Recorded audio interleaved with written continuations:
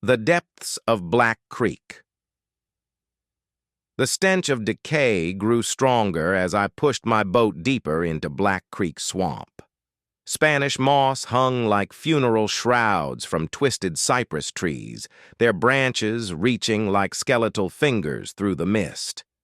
I'd spent 20 years investigating paranormal phenomena, but something about this place made my skin crawl. 17 disappearances in 5 years. That's what brought me here. The most recent was Dr.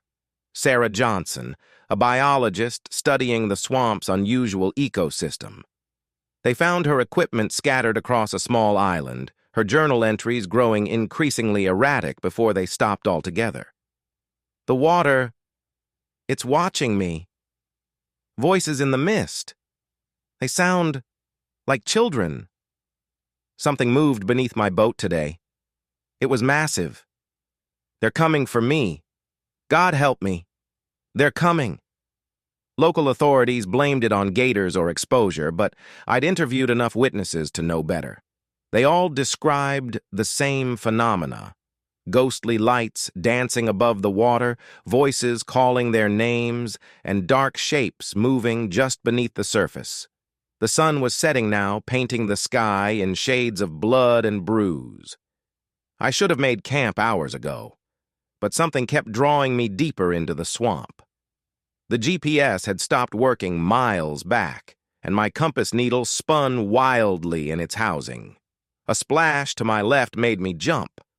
Something large had submerged, leaving expanding ripples in the murky water.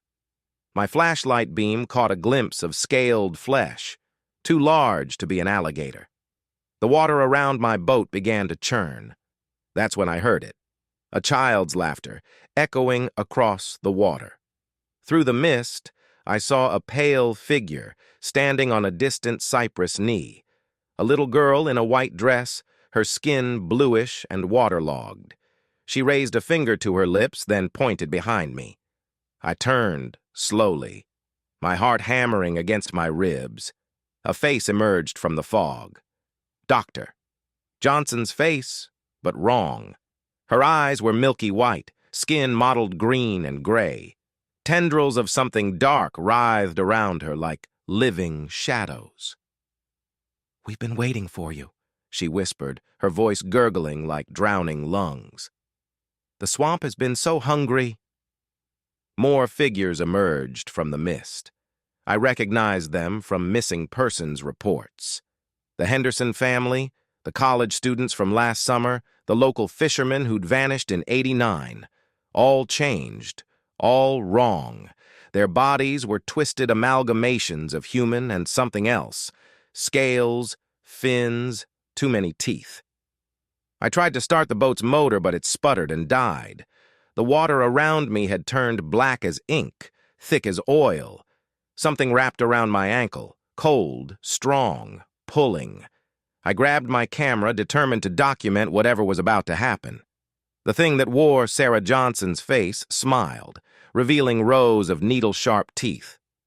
"Welcome to the family," she said, as dozens of pale hands reached up from the dark water. They pulled me down into the cold darkness. I should have drowned, but something worse happened. I felt my body changing, transforming. My skin split and hardened into scales. My teeth lengthened into fangs. My lungs burned as they adapted to extract oxygen from the fetid water. Now I understand why no bodies were ever found. We're still here, all of us, changed by whatever ancient evil sleeps in the depths of Black Creek. We hunt in the mist, luring new victims with our lights and whispers. The hunger never stops. Sometimes, on quiet nights, I catch my reflection in the black water. My eyes glow like St. Elmo's fire. My skin is a patchwork of scales and rotting flesh. I've become one of the swamp's children, cursed to feed its endless appetite. This camera will be found eventually, along with the last moments of the person I used to be. If you're watching this, stay away from Black Creek Swamp. The things that live here, we're always watching, always hungry. And if you hear voices calling from the mist, If you see lights dancing above the water, run. Run fast. Run far. Because we're coming for you. We're all coming for you. Static fills the screen. In the background, a chorus of inhuman voices begins to sing. The end. Police report addendum. Camera recovered from Black Creek Swamp. Footage partially corrupted. Owner still missing, presumed deceased. Case remains open. Later, police found strange artifacts in the swamp. Old photographs, children's toys, shreds of clothing, all covered in the same black slime. Experts from Louisiana University attempted to analyze the samples, but they vanished from the laboratory under mysterious circumstances. 3 scientists working on the analysis disappeared without a trace. Their final notes mentioned strange dreams about dark water and calling voices. Local residents now avoid the swamp entirely. They say on particularly humid nights when the moon is hidden behind clouds, you can see strange lights above Black Creek and hear a chorus of voices singing ancient songs in long-forgotten languages.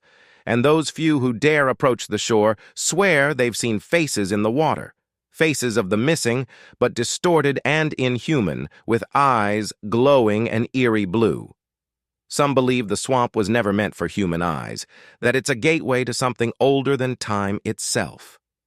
There are whispers of native legends about a sleeping god beneath the waters, feeding on souls and transforming its victims into eternal servants. But no one dares to verify these stories anymore. After all, those who seek the truth in Black Creek Swamp tend to become part of its dark legends themselves.